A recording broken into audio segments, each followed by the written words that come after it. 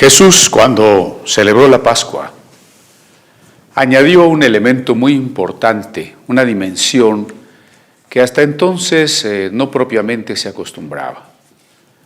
La Pascua rememoraba, es decir, señalaba hacia el pasado, hacia la historia, en la medida en que había llegado a simbolizar la liberación del pueblo hebreo cuando era esclavo en Egipto. Pero, de acuerdo con el Evangelio de Lucas, que hemos estado estudiando, Jesús también va a mirar hacia el futuro con la Pascua, hacia el pasado con respecto a una liberación histórica. La revelación de Dios es histórica, la redención de Dios se desenvuelve en la historia. Pero también hay un señalamiento al presente, como cuando dijo Jesús: cuánto he deseado comer con ustedes, podríamos añadir, sin cambiar el sentido, cuánto he deseado hoy comer esta Pascua con ustedes hoy, una dimensión presente de comunión y de pacto, pero también una dimensión futura, una dimensión escatológica. Y por eso es que hemos titulado a la plática de hoy: La Santa Cena anuncia el banquete mesiánico de la resurrección. No era una dimensión que encontráramos en algunos pasajes veterotestamentarios, es decir, del Antiguo Testamento, con respecto de la Pascua, ni tampoco en la literatura rabínica o de los escribas. Ahora Jesús trae una novedad. La Santa Cena apunta hacia el futuro. Anuncia lo que Apocalipsis llamará las bodas del Cordero. Las bodas, en tanto que un pacto, tienen que ser acompañadas de un banquete, porque ya hemos explicado que comer juntos es hacer amistad, es hacer un pacto. Un banquete, y no cualquier banquete, el banquete último, el banquete final, el de pacto, el de comunión, el de encuentro, el de bodas con el Mesías. Por eso le llamamos el banquete mesiánico. ¿Y cuál es la condición para participar de ese banquete mesiánico? ¿Cuál es la condición sine qua non? ¿Cuál es el requisito sin el cual no se podría participar de ese banquete? La resurrección del cuerpo. Por eso nuestro título completo es La Santa Cena, que es una manera en que hoy conocemos a este evento. Anuncia el banquete mesiánico de la resurrección. Estoy en el capítulo 22 de Lucas y vamos a leer de los versos 15 al verso 20. Y les dijo, verso 15, cuánto he deseado comer con vosotros esta Pascua antes que padezca, un tema sobre el que ya reflexionamos. Pero añade una razón, y esa es la razón escatológica, porque os digo que no la comeré más hasta que se cumpla en el reino de Dios. Esta es la última Pascua que Jesús celebra. Como judío, nace judío, es un varón judío de la cultura, de la religión judía. Jesús tuvo que haber participado año con año de la fiesta de Pascua. Cuando era niño, la fiesta allá en su hogar, con José, con María, donde seguramente José, como era la costumbre, contaba la historia de la Pascua, la Haggadah Shel Pesach, es decir, rememoraba la liberación. Y Jesús, como los otros niños de cada familia, tendría que haber preguntado y probablemente tendría que haber cantado Manishtana, ¿por qué esta noche es diferente a las otras noches? Y en respuesta a esa pregunta del pequeño, el padre habría contado la historia. Cuando Jesús fue adulto, quizá cuando José había muerto, Jesús seguiría celebrando la Pascua en casa con sus hermanos y hermanas, de los que nos habla el Evangelio de Marcos, con su madre María, por supuesto, y no dudemos, como se acostumbraba, con algún invitado, algún pobre, algún extranjero. Y en sus años de ministerio habría celebrado la Pascua con sus discípulos. Pero ahora ha llegado la última Pascua de su vida terrena, probablemente la Pascua número 33 de su vida. Y es en ese momento cuando le dijo a los discípulos: cuánto he deseado comer con ustedes esta Pascua. Y la razón que añade: porque no la comeré más. Y nosotros sabemos por qué no la comerá más. Porque así como ha recibido distintos nombres este acto, como Santa Comunión, porque es un acto de comunión, de amistad, también se le ha llamado Santa Cena, partimiento del pan, dice el libro de los Hechos, Eucaristía en algunas de las ramas del cristianismo, o la conocemos sobre todo en el arte pictórico como la última cena, la última, porque, adelantándonos a lo que el Evangelio nos relata, al día siguiente Jesús morirá. Y efectivamente no le tocará más celebrar ninguna Pascua en su cuerpo mortal como tenía en ese momento. No le tocará más celebrar ninguna Pascua sobre esta tierra como esta tierra es ahora. Y desde nuestro punto de vista han pasado 1990 años de esta Pascua. Y Jesús no ha vuelto a comer esa Pascua de esa manera. Creo que eso nos ayuda a valorar qué significa porque no la comeré más. Sin embargo, este no la comeré no es un no absoluto. Hay un momento en el que se espera volver a participar de un banquete de celebración de la salvación histórica, de la comunión presente y del cumplimiento escatológico. Recordemos que la escatología es la dimensión de las cosas últimas, esa dimensión en la que en la historia entra lo sobrenatural, entra la acción del Espíritu Santo. Nosotros vivimos en la historia y experimentamos las cosas cotidianas y vivimos las leyes regulares de la naturaleza, pero al mismo tiempo ha advenido, ha aparecido, se ha introducido ya el reino de Dios y por tanto la dimensión de la resurrección de Cristo. ¿Y cuándo volverá Jesús a participar de la Pascua? Dice el versículo, hasta pone un término, un límite. No voy a participar hasta. Entonces, después de ese hasta, ya va a participar. Antes del hasta, no va a participar. No comeré más hasta. Cuando se cumple ese momento, dice, se cumpla en el reino de Dios. Porque la Pascua es un anuncio. La Pascua no es solamente, más bien no es. La Pascua no es una especie de fiesta que sea un fin en sí mismo.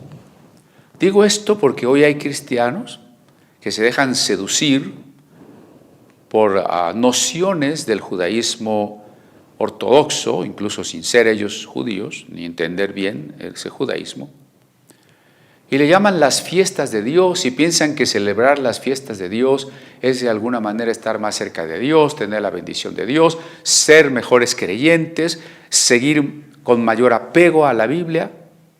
No, la Pascua es una fiesta como cualquier fiesta religiosa.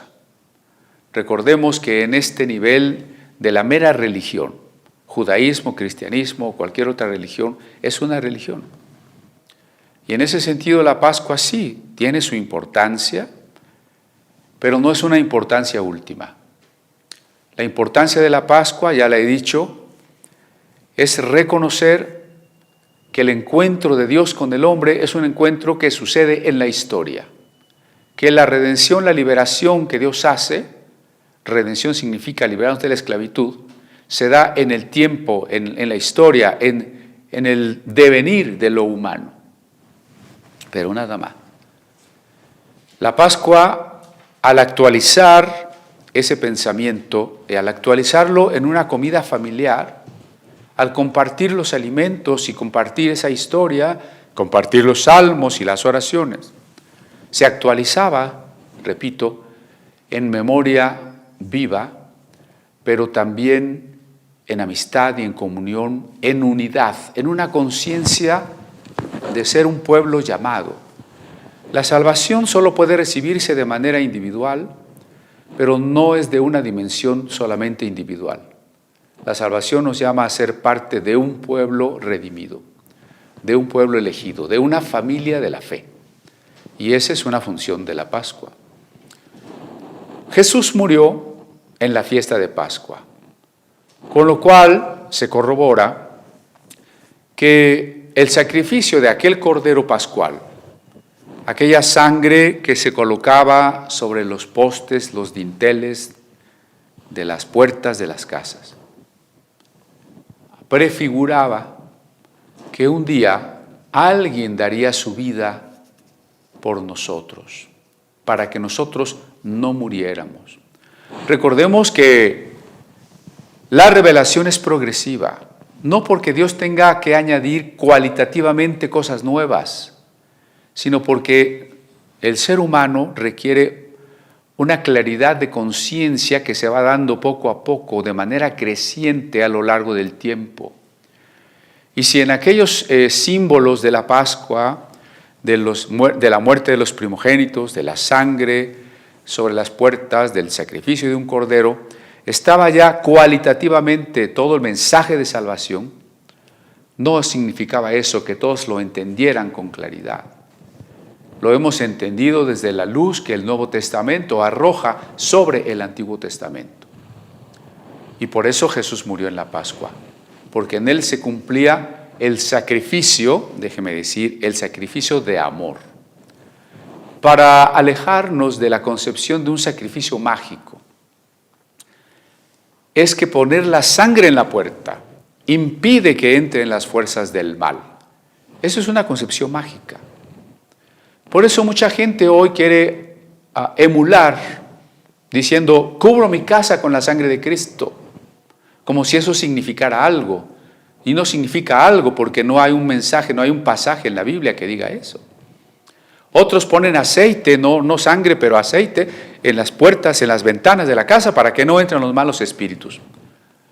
Con ello caemos en las concepciones ritualistas mágicas. El sacrificio solo anuncia la posibilidad de una vida ofrecida. La sangre representa la vida. Una vida que en ese caso está anunciando una salvación, una redención. Y por eso digo, completemos la frase, el sacrificio de amor. Porque Jesús no derramó su sangre para que a la manera de una sustancia mágica alejara de nosotros al diablo, al mal o al pecado. Derramó su sangre quiere decir que dio su vida porque nos ama. Porque aquel que ama entrega su ser por el amado, sin reservas, sin condiciones. Así que la Pascua comenzaba a cumplirse, dejaba de ser una sombra, un tipo, un anuncio, para convertirse en una realidad, más allá incluso que una cena. Por eso veremos cómo Jesús dice, este pan es mi cuerpo, este vino es mi sangre, porque dejaba de ser una mera fiesta para convertirse, no la fiesta en sí, sino para convertirse la realidad de la salvación en la manifestación concreta, histórica, del Eterno muriendo por nosotros.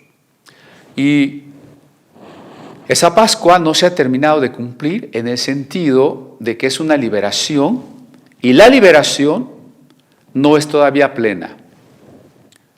Sí, nosotros hemos sido liberados ya del infierno. Vivimos seguros de nuestra salvación porque es una promesa.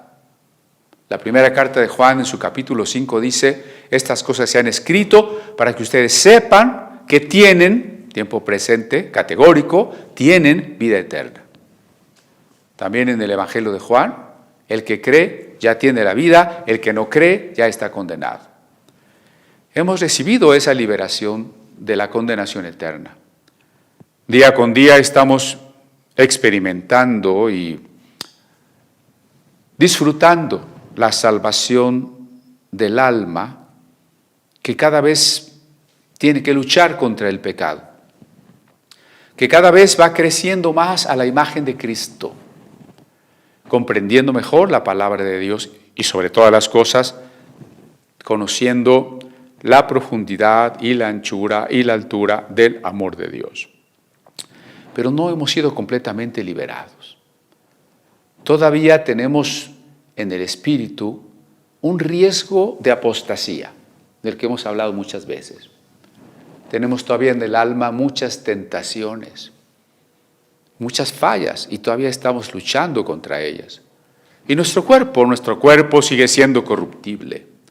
Es un cuerpo que se gasta, es un cuerpo que envejece, un cuerpo que morirá. Y por más que no quisiéramos y que nos debatiéramos contra esa verdad, así tiene que ser. Conforme pasamos de una cierta edad, cada día habrá que reconocer que crecen en nosotros los defectos, las disfunciones, las debilidades, porque vamos a partir de esta tierra, no hemos sido liberados de la muerte física.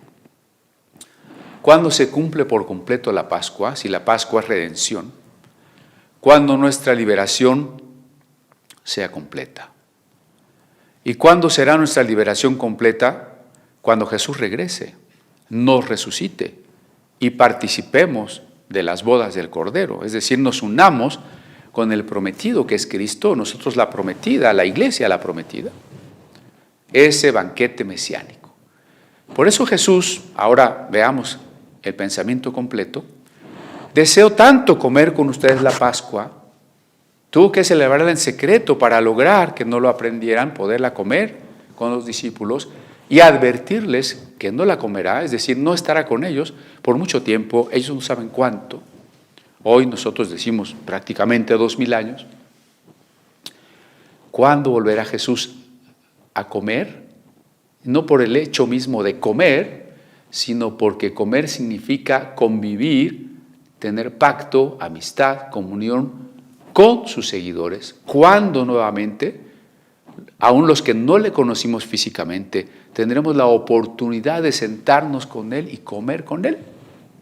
Cuando la Pascua, cuando la liberación plena se cumpla y podamos hablar de la plenitud del reino de Dios. Vamos a leer este versículo en griego. Es el versículo 16 de Lucas 22, que dice, «Lego garimi no teuketi, umifago afto, eos otu, plirothi enti basilia tu ceu». ¿Qué quiere decir? Lego, digo, lego gar, porque digo, y min, a ustedes, o teuketi, que no más, umi en absoluto, no más en absoluto, fago, comeré, afto, comeré esta, o sea, la Pascua, eos otu, plirothi, hasta que se cumpla inti basilia tuzu, en el reino de Dios. Ahí tenemos el pensamiento central de lo que estamos platicando el día de hoy. Y entonces ya podemos imaginar que Jesús está diciendo estas palabras al haber iniciado la fiesta. Y entonces el verso siguiente, el verso 17, nos dice, y habiendo tomado la copa, dio gracias y dijo, tomad esto y repartidlo entre vosotros. Curiosamente, en el verso 20 De igual manera, después que hubo cenado, tomó la copa. Entonces uno dice, a ver, en el 17 dice que tomó la copa y se las dio. Y luego que en el 20 que tomó la copa y se las dio. Por fin, antes de cenar o después de cenar. Esto es algo que debemos aclarar. Por otro lado, cuando dice tomó la copa, se refiere a una copa. Comentemos estos dos detalles. Es importante conocer el orden de la Pascua, del rito de la Pascua, cómo se realiza la cena, o lo que se llama el Seder Shel Pesach, el orden de la Pascua. Si lo conocemos, vamos a ver que normalmente tiene 3 o 4 copas. Y que las copas, aunque las decimos en singular, primera, segunda, tercera copa, no es porque haya una sola copa para todos. Imagine usted que invita a cenar a sus 15, 20 amigos y tiene solo un vaso de café o de refresco, ¿no? Y dice, bueno, pues a ver, todos tómenle un traguito y se acabó, ¿no? ¿Quién cena de esa manera? Es importante que lo imaginemos porque hay iglesias que al haberlo leído así, textualmente, tienen una copa, sí, seguramente grande,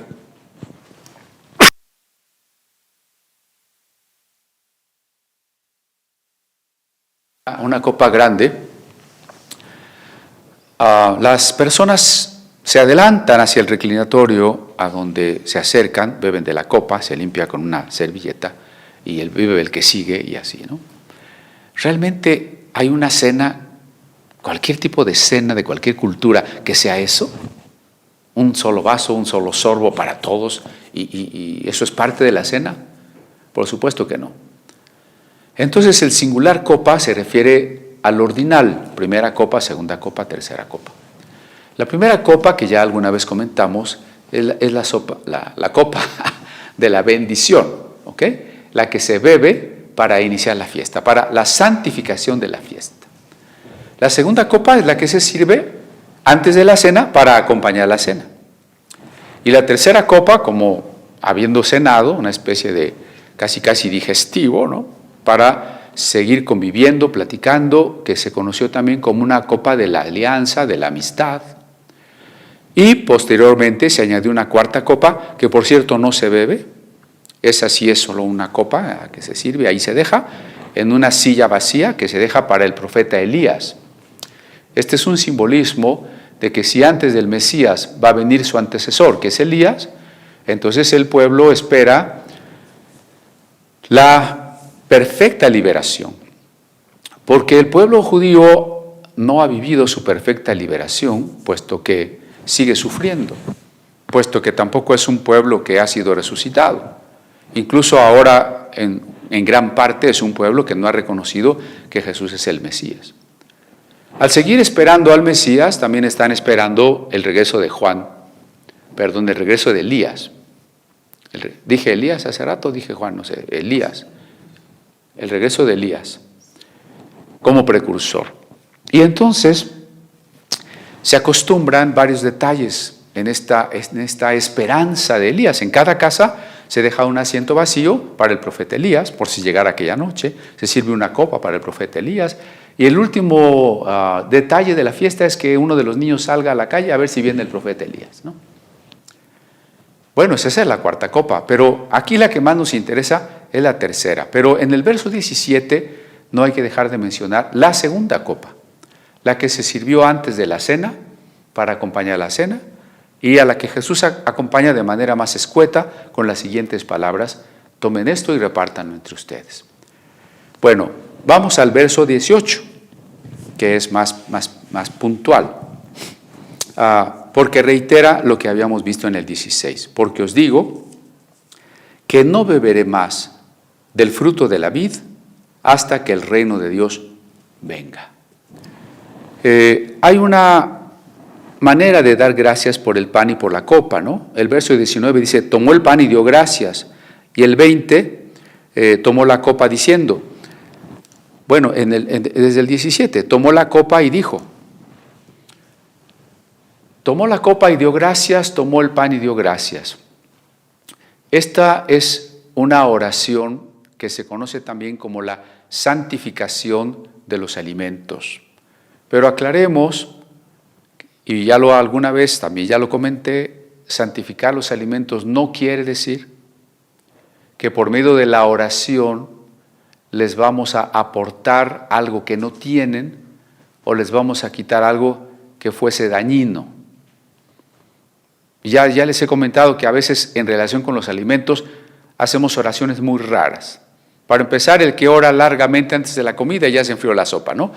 Pero además de eso, frases como, y que no nos hagan daño.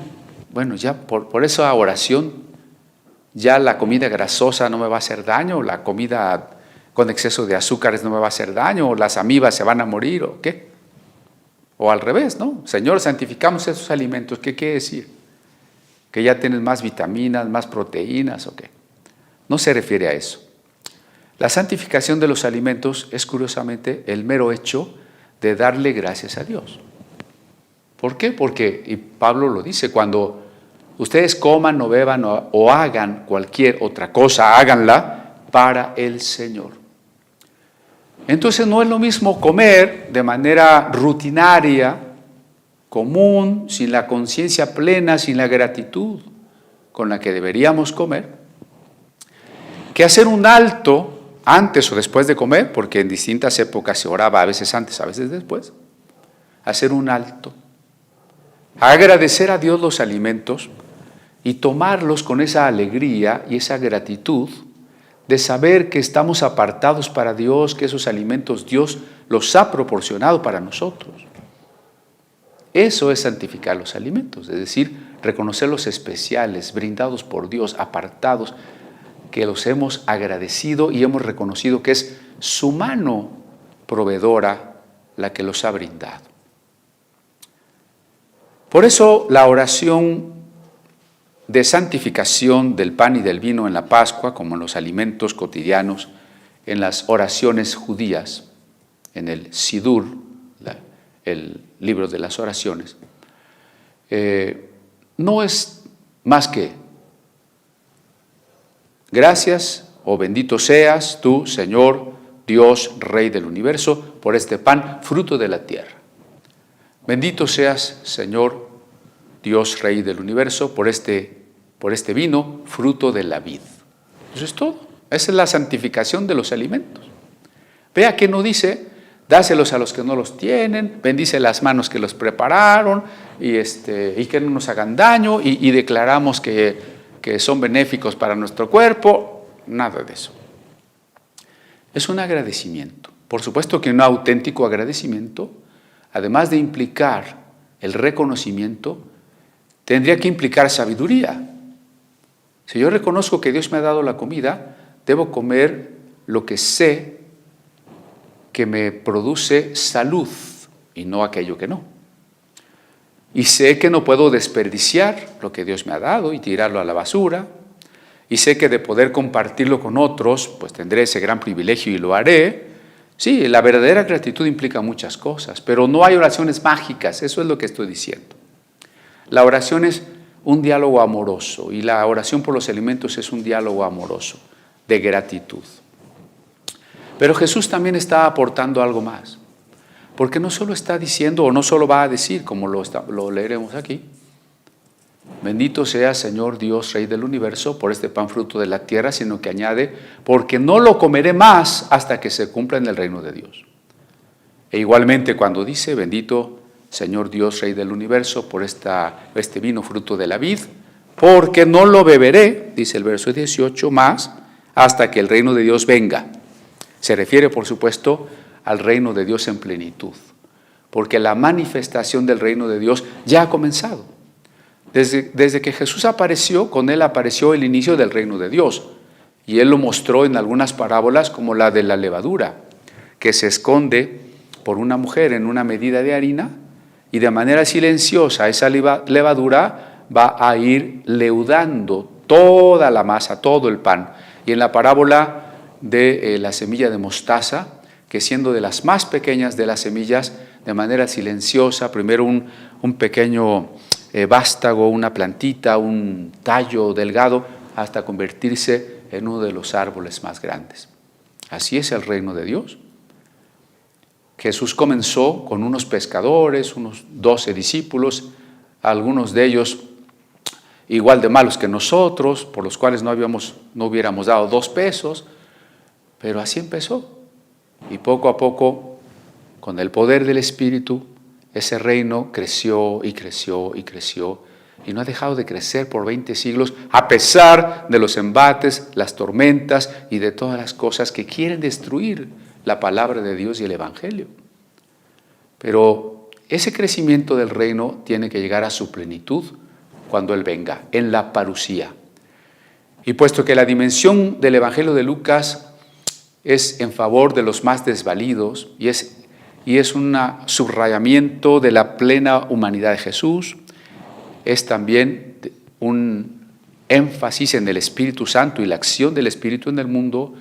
El Evangelio de Lucas es también un texto profundamente escatológico. Y es por eso que ya llevamos tantos domingos hablando de dimensiones escatológicas en parábolas, en el discurso de Jesús, o ahora en estos últimos momentos de su vida. Y entonces el verso 19 dice, y tomó el pan y dio gracias y lo partió. Recuerden que otro de los nombres de esta comida es el partimiento del pan, que por cierto no se hacía con un cuchillo, aunque es posible hacerlo, pero la preferencia era tomarlo en las manos. Tomarlo en las manos, y yo diría que pensar en todo eso, pero ese proceso desde que Dios crea semillas que tienen que ser cultivadas, crecer, cosechadas, hasta llegar al pan que está sobre nuestra mesa. Eso implica oración, meditación, gratitud. Recuerdo que cuando Elías llegó a comer a la casa de una mujer viuda, dice el texto que la mujer reconoció que por la manera de comer era un profeta. No dice más el texto. Por eso yo me pregunto, ¿cuál sería la manera de comer de este hombre? Que por su manera de comer decían, es un profeta. Interesante. Jesús pues toma el pan y dio gracias, como ya expliqué, lo partió. Y ahora algo por demás interesante. Esto es mi cuerpo que por vosotros es dado, haced esto en memoria de mí. He visto comentaristas de los evangelios que se preguntan si Jesús comió o no comió la Pascua, porque este pasaje de Mateo, el de Lucas, el de 1 Corintios, pues solo hablan del pan y del vino. Y a veces algunos pensarían que Jesús no comió lo demás. No, eso no tiene sentido. Comer la Pascua es comer todo lo que se come en la Pascua. Jesús tuvo que haber comido el cordero y las hierbas amargas y la ensalada y las otras hierbas remojadas en agua con sal, etcétera, ¿no? El vino, por supuesto, el pan sin levadura. Pero de todos esos elementos y de todo el seder de Pesaj, todo el orden de la Pascua, que es bastante largo, de seguirlo al pie de la letra en la actualidad, nos llevaríamos unas 4 horas solo del rito de Pascua. Y seguirlo así es además bastante aburrido, ¿no? A Jesús no le interesa seguir todo el rito, aunque lo haya seguido, eso no lo sabemos. Le interesan 2 elementos de esa fiesta. 2. Seguramente cenó porque eso quería, cenar con sus discípulos. Imagínense que digo, ¿cuánto he querido cenar con ustedes? Y solo me como un bocadito de algo. Eso no significa cuánto he querido cenar con ustedes, ¿no? Pero lo importante es que Jesús estaba pensando en todas las comidas de los creyentes. Caray, esto sí puede sonarle extraño, ¿eh? Jesús estaba pensando, diríamos hoy, en miles de discípulos que vendrían después de Él. Y en todos los cientos, si no es que miles de comidas que todos tenemos a lo largo de cada una de nuestras vidas. En esas comidas, comamos lo que comamos, porque pues hay variedad, siempre va a haber algún sólido que acompaña a los alimentos. El pan, el arroz, la tortilla, el plátano, según la cultura. Y alguna bebida que acompaña a los alimentos. ¿Y qué quería Jesús? Que comamos como profetas, que santifiquemos los alimentos. Es decir, que siempre que comamos los que somos discípulos, tengamos una mucho mayor y profunda conciencia de que es Dios quien nos da toda bendición, toda provisión. Que cada comida sea auténtica amistad, sinceridad, fortaleza de lazos amorosos. Y que en cada comida recordáramos que Jesús, que murió por nosotros, está vivo.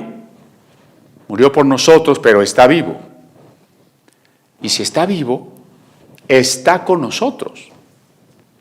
Porque una cosa es hablar de personajes, aunque fuesen grandes personajes, históricamente registrados o literariamente construidos, Moisés, David, Abraham.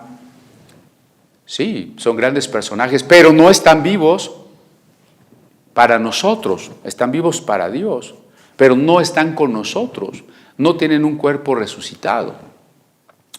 Y aunque a través de ellos, de su vida y de los hechos históricos en que Dios les salvó, la palabra de Dios nos ha llegado, nosotros creemos la palabra de Dios que nos ha llegado, pero no creemos en ellos.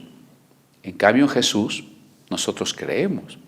Y Jesús está vivo de una manera que implica la resurrección del cuerpo y que implica su presencia con nosotros y su comunión con nosotros. Y cuando está Cristo presente con nosotros, siempre.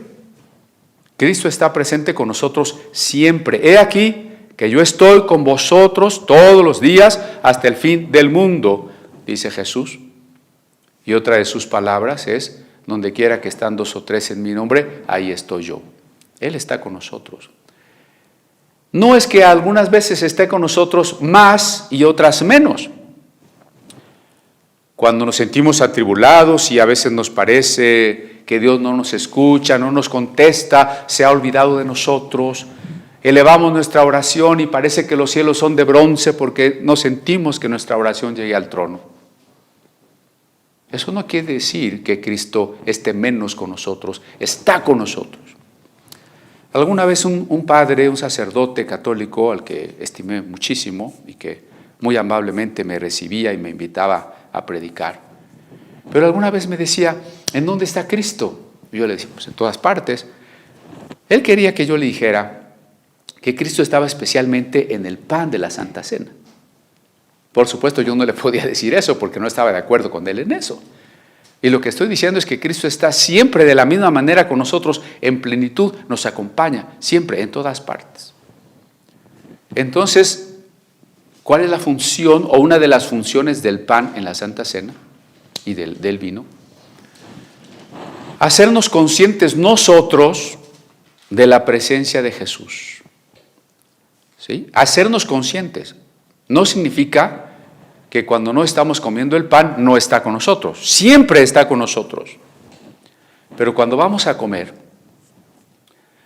y si la comida, y no es exageración el tener que estar repitiendo esto, porque miren la importancia, si la comida es comunión, amistad, pacto, ¿cuándo es que con más razón tenemos que volvernos conscientes de que el Cristo vivo está en comunión y está su presencia con nosotros y en nosotros? Hay muchos malos entendidos con respecto a la Cena del Señor. Espero me dé tiempo de comentar algunos, pero uno de ellos es el de Calvino. Es que Jesús está presente espiritualmente en el pan. ¿Qué es eso? Jesús está presente espiritualmente en todo el mundo y en todas partes y está en mí. ¿Y cómo va a estar en un pan?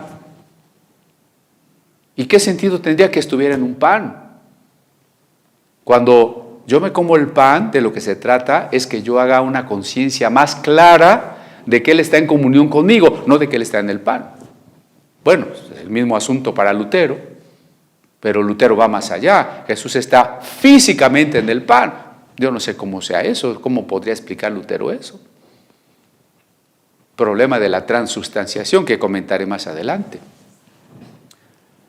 Cuando Jesús dice, cuando ustedes coman, y de acuerdo con el relato de Corintios, casi diría, cada vez que coman,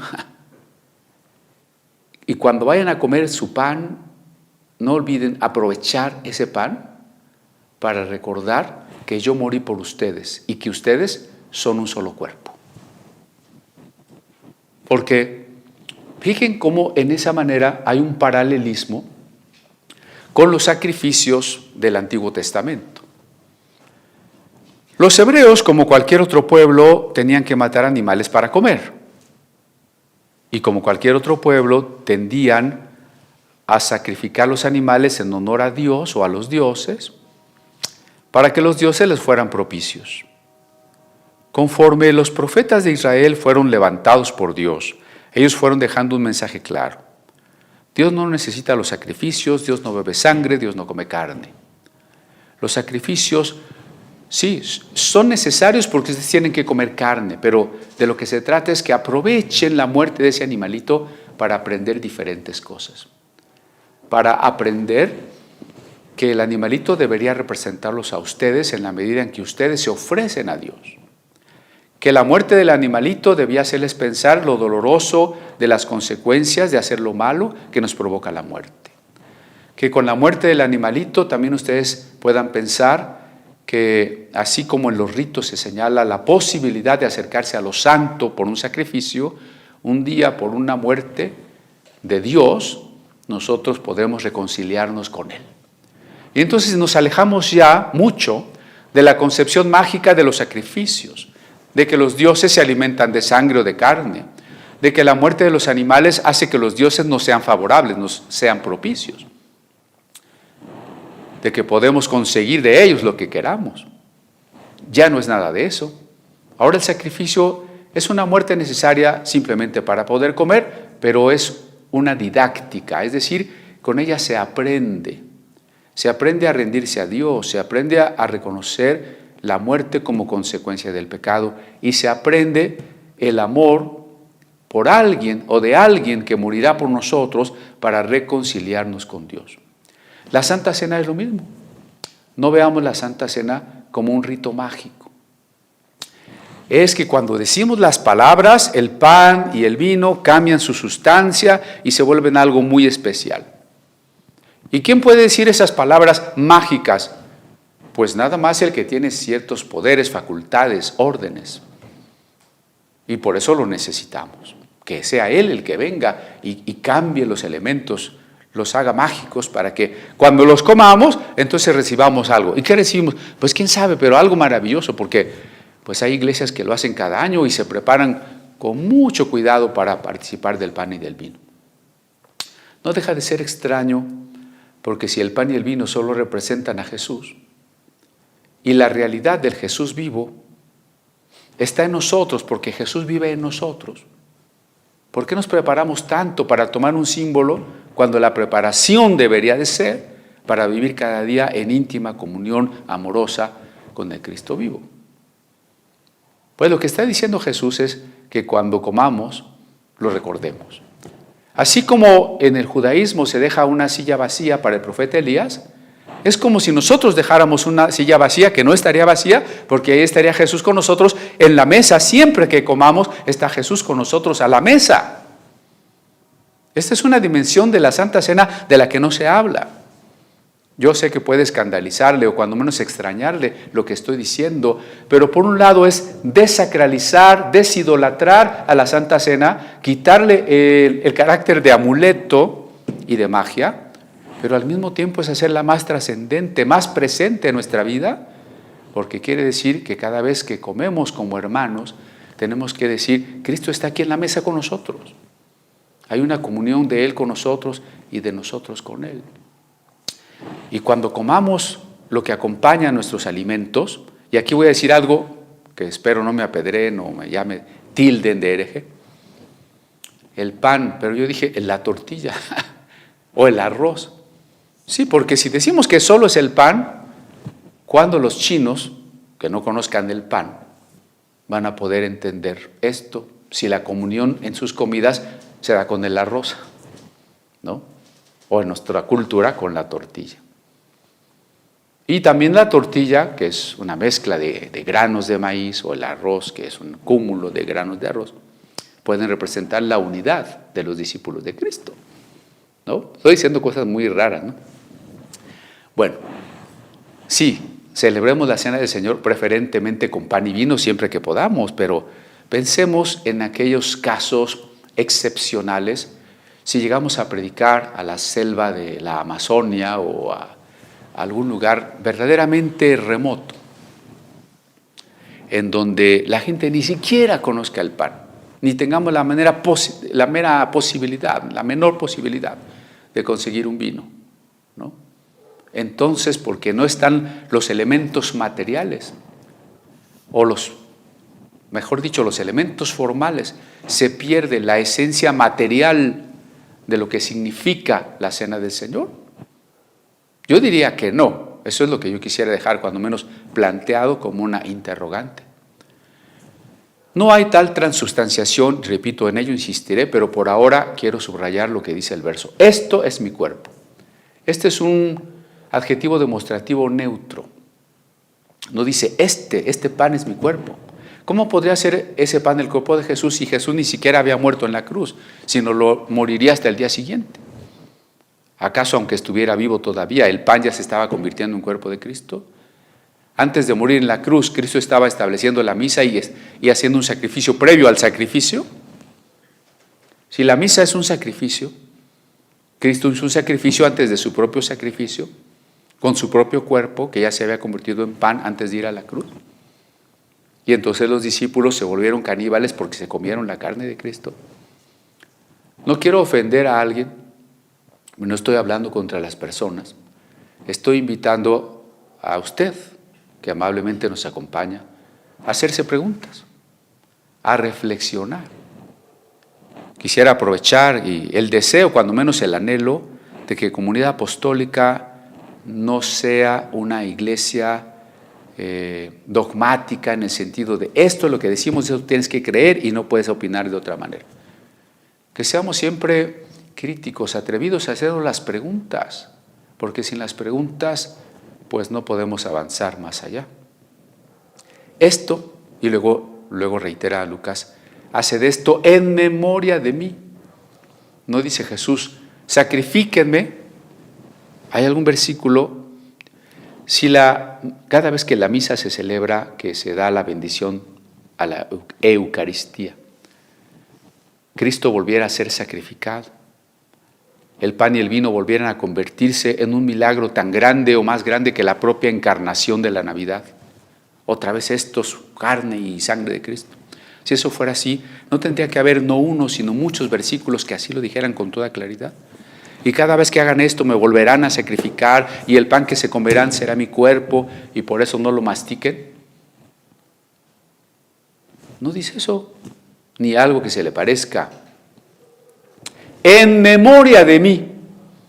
Y con ello otra vez se identifica con la Pascua. El Nuevo Testamento es novedad, pero no es novedad absoluta, es al mismo tiempo continuidad del Antiguo. Y si la Pascua era memoria, la Santa Cena es memoria. Ahí está la continuidad. La novedad es que la Pascua ahora es Jesús. La novedad es que ahora tiene una dimensión escatológica. Pero la continuidad es el anuncio y el recuerdo de la redención y el banquete de comunión y de amistad. Cada vez que coman del pan, recuérdenme. Y no es un mero recordar de una persona ausente. Cuando yo veo una fotografía, hoy diríamos incluso videos, de seres amados que ya no están con nosotros, los recordamos, por supuesto, pero en ausencia de ellos. A Jesús lo recordamos en presencia de Él, porque no olvide esto, Jesús está sentado con nosotros a la mesa cada vez que comemos. Así que deberíamos de comer de otra manera, ¿no? Poniendo menos atención a la televisión, peleándonos menos, diciendo menos groserías, comiendo menos de lo que no debemos, menospreciando menos los alimentos, como el que de entrada dice, no me gusta, no quiero. Bueno, sigue Jesús. De igual manera, después que hubo cenado, tomó la copa. Esta es la tercera copa, la copa que se bebe después de la cena. Y dice, esta copa es el nuevo pacto en mi sangre. Es decir, que cada uno tenga el tercer vaso de vino, cada quien tiene su vaso o su copa, eso ya quedó claro. El tomarla juntos y posteriormente a la cena, en los momentos de sobremesa, donde la plática continúa de manera exquisita. Copa de la alianza, copa de la amistad. Jesús dice, bueno, esta es una nueva alianza. Otra vez novedad y otra vez continuidad.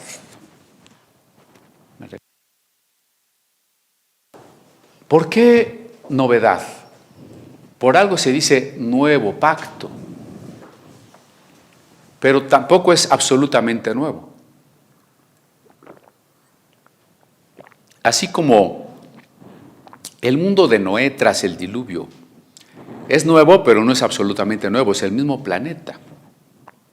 De los mismos animales nacerán otros animales que repoblarán la tierra.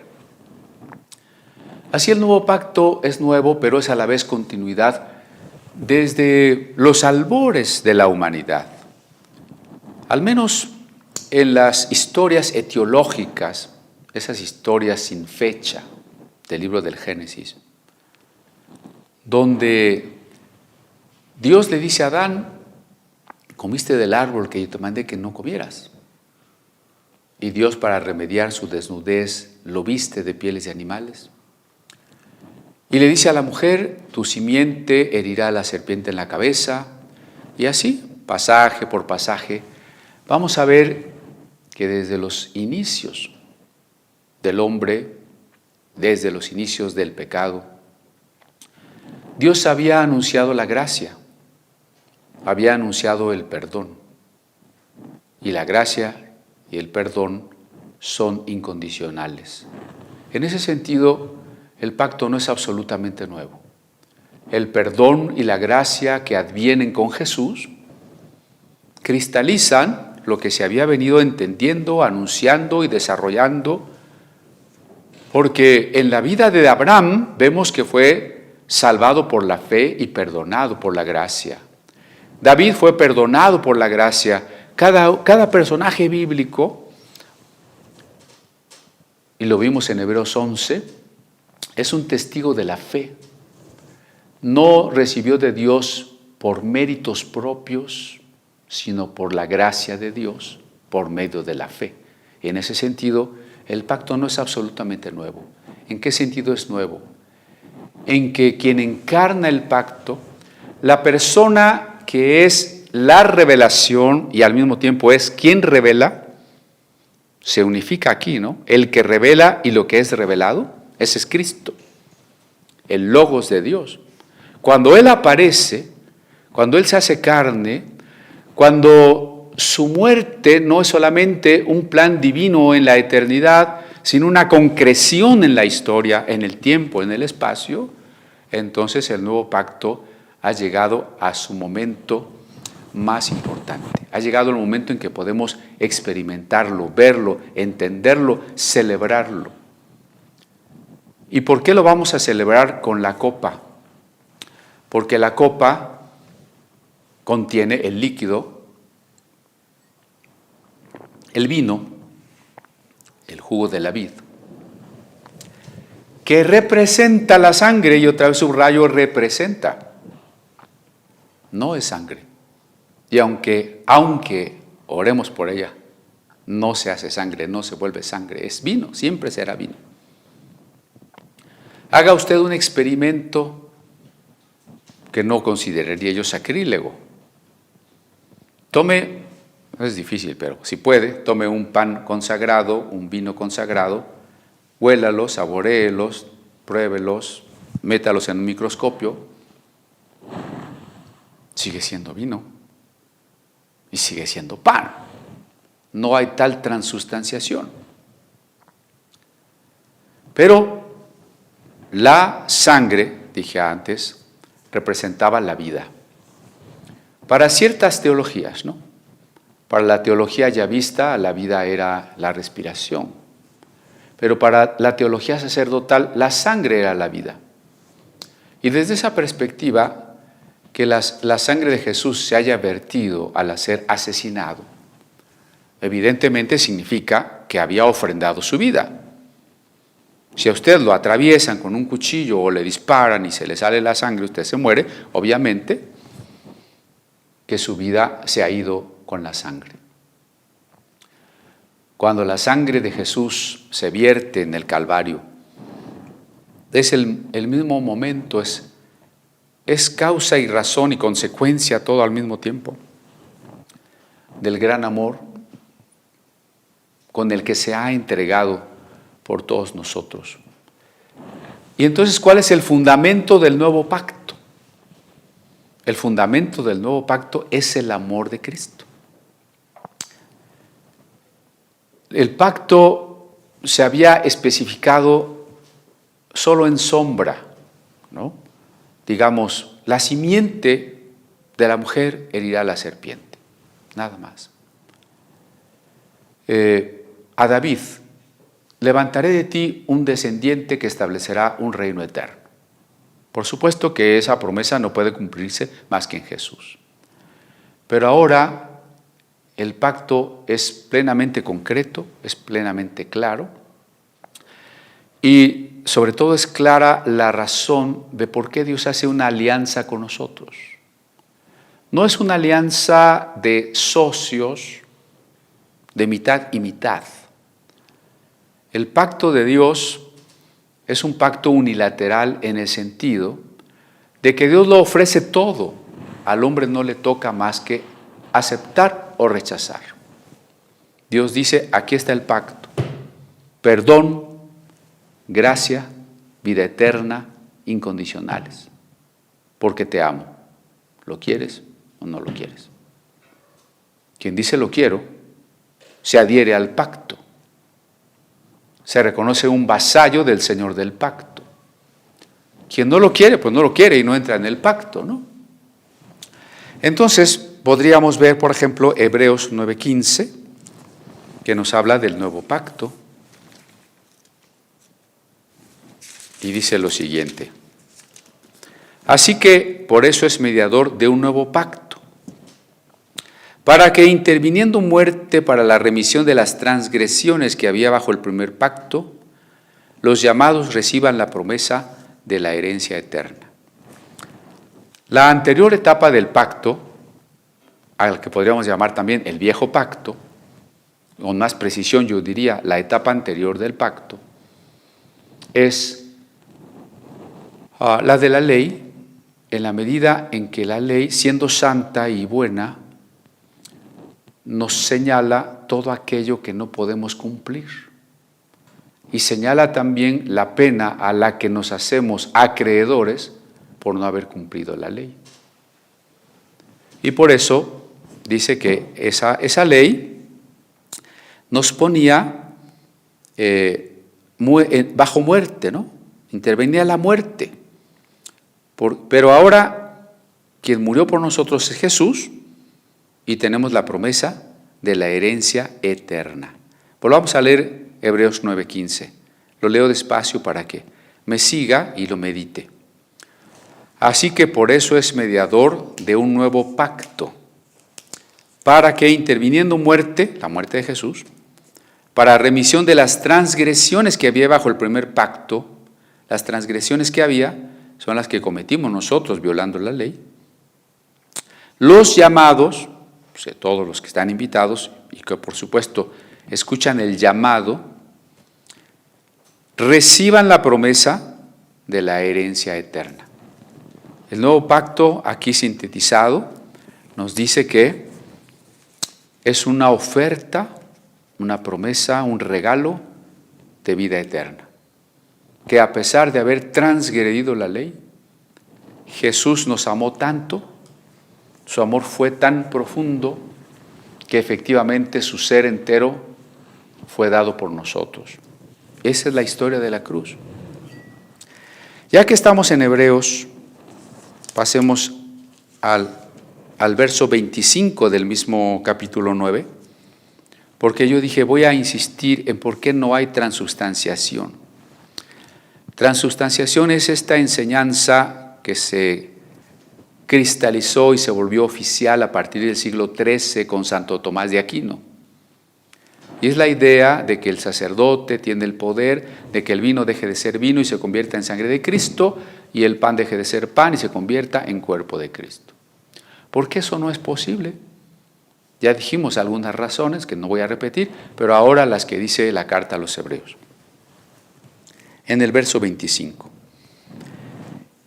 hablando de que Cristo se ofreció, no para ofrecerse muchas veces, como entra el sumo sacerdote en el lugar santísimo cada año con sangre ajena.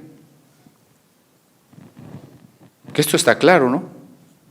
Si cada vez que hay una transubstanciación, cada vez que se celebra la Eucaristía, se bendice el pan, Cristo muere nuevamente, es ofrecido nuevamente como un sacrificio a Dios. Entonces, ¿por qué dice que en el antiguo pacto el sumo sacerdote sí ofrecía cada año la sangre de un animal? Pero respecto de Jesús dice claramente, no para ofrecerse muchas veces. Y verso 26, de otra manera le hubiera sido necesario padecer muchas veces desde el principio del mundo.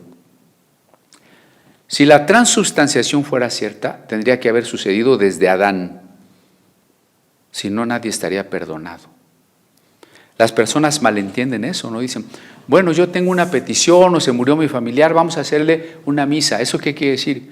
Que cuando el pan se vuelva a convertir en carne de Cristo y Cristo vuelva a morir por nosotros en ese acto, en ese rito, esa muerte se la vamos a ofrecer por el familiar que acaba de morir. Ese es el malentendido. Y por eso dice aquí, Jesús se ofreció una sola vez. Si tuviera que ofrecerse más de una, entonces hubiera tenido que hacerse desde el principio del mundo. Y entonces Dios, en vez de vestir a Adán y Eva de pieles de animales y de expulsarlos del paraíso, les hubiera dado el pan y el vino. Y así, estos relatos de la Biblia nos mostrarían cómo Enoc y Noé y Abraham, Isaac y Jacob y Josué y todos hacían eso. Y era la única manera en que se podían salvar. Y pues por supuesto que eso no aparece por la Biblia, ni siquiera en los ritos del judaísmo posterior, pues al establecimiento en Canaán, que es donde se desarrolla más. Pero ese malentendido a veces, ¿quieres aceptar a Cristo? ¿Quieres reconciliarte con Dios? La mayoría de las personas lo interpreta como ir a tomar el pan y el vino. ¿Qué es reconciliarse con Dios? Ir a comulgar, ir a tomar el pan y el vino. ¿Qué es aceptar a Cristo? Comerse a Cristo, ir a tomar el pan y el vino. Tengamos cuidado. Jesús murió una sola vez. Comer a Jesús es un asunto espiritual, no es literal comerse a Jesús, no es comerse algo físico, es creer en Él y que Él sea parte de nosotros y nosotros seamos parte de Él. La cena del Señor no es más que una remembranza, un memorial de lo que Él hizo. Es una concientización de que está con nosotros y es un anuncio de que vendrá por nosotros, como dice Apocalipsis.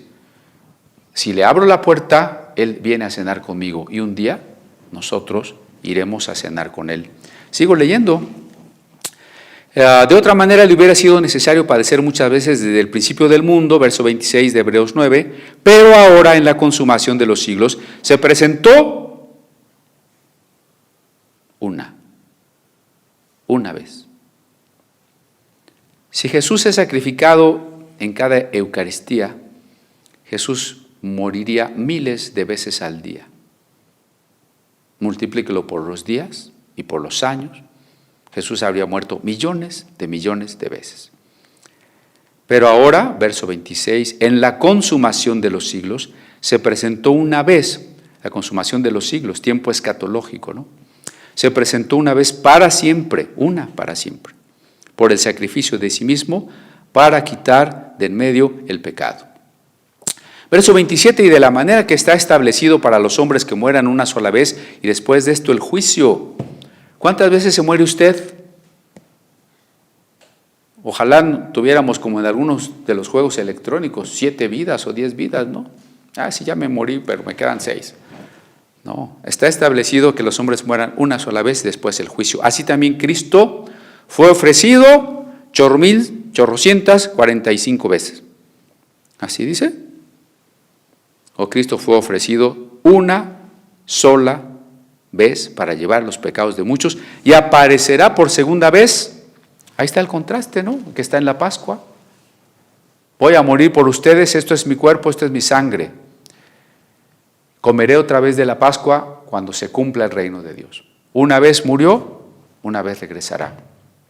Una vez murió y en cuanto murió, después resucitó, y cuando resucitó, su cuerpo y su sangre ya no están limitadas a la muerte, al envejecimiento, al tiempo, de la manera en cuando Él se sacrificó por nuestros pecados.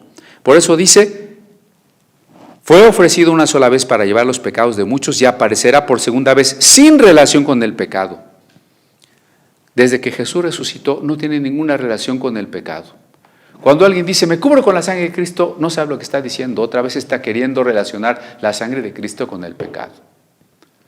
Cuando alguien cree que la oblea, el pan, la hostia se convierte en cuerpo, otra vez está queriendo relacionar a Cristo con el pecado. Él ya no es ofrecido por el pecado. Él está glorioso, triunfante, victorioso a la diestra del Padre. Últimos versículos, Hebreos 10, 12.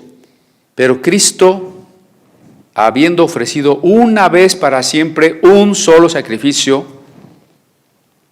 si después de estas palabras tan claras y reiteradas en la carta no lo queremos ver, pues ya será necedad, ¿no?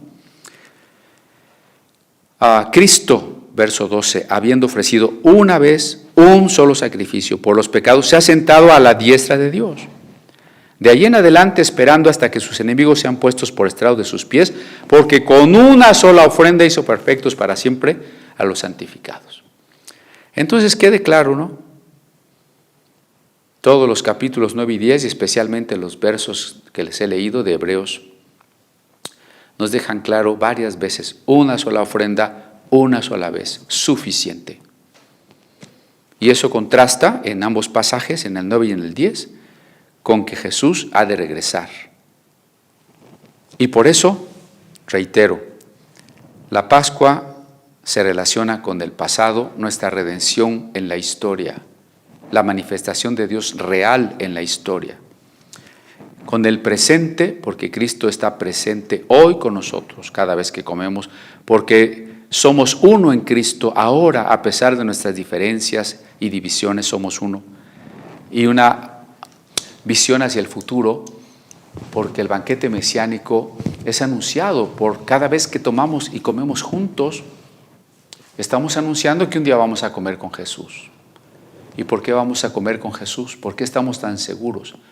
Porque una sola vez, con una sola ofrenda, estableció un nuevo pacto, nos hizo perfectos, nos dio la herencia de la vida eterna.